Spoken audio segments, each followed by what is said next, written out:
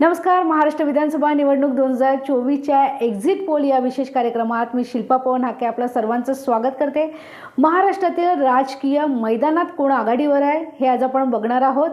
ही निवडणूक केवळ आकड्यांची नव्हे तर महाराष्ट्राच्या भवितव्याचा विचार करणारी निवडणूक होय. एक्झिट पोलचा नेमका अंदाज काय आहे हे बघूयात. एक्झिट पोल म्हणजे निवडणूक संपल्यानंतर मतदान केंद्रावर मतदारांकडून घेतलेलं मताचं सर्वेक्षण.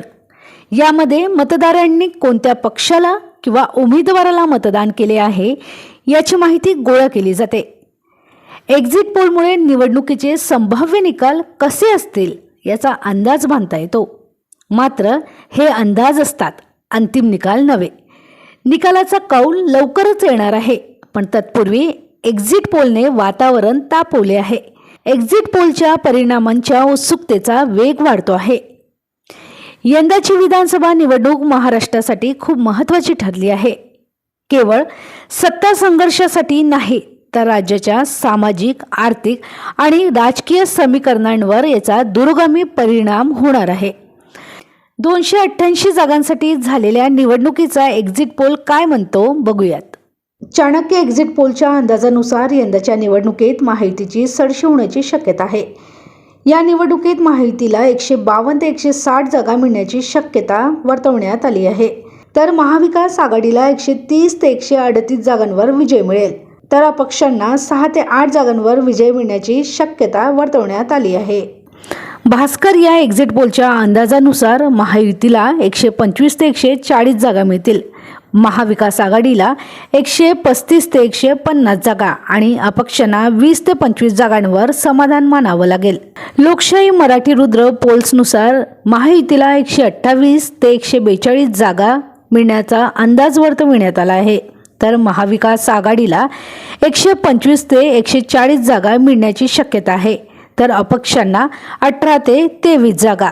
मॅट्रिक्सच्या एक्झिट पोलनुसार महायुतीला 150 ते 170 जागा, महाविकास आघाडीला 110 ते 130 जागा आणि अपक्षांना 8 ते 10 जागा मिळण्याचा अंदाज व्यक्त करण्यात आला आहे. पीपल पल्स या एक्झिट पोलनुसार महायुतीला 175 ते 195 जागा मिळण्याचा अंदाज वर्तवण्यात आलेला आहे.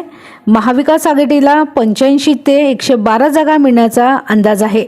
तर अपक्षांना 7 ते 12 मिळण्याची शक्यता आहे. पी-मार्क या एक्झिट पोलनुसार महायुतीला 137 ते 157 जागा मिळण्याची शक्यता आहे. तर महाविकास आघाडीला 126 ते 146 जागा मिळण्याची शक्यता वर्तवण्यात आली आहे. अपक्षांना 2 ते 8 जागा.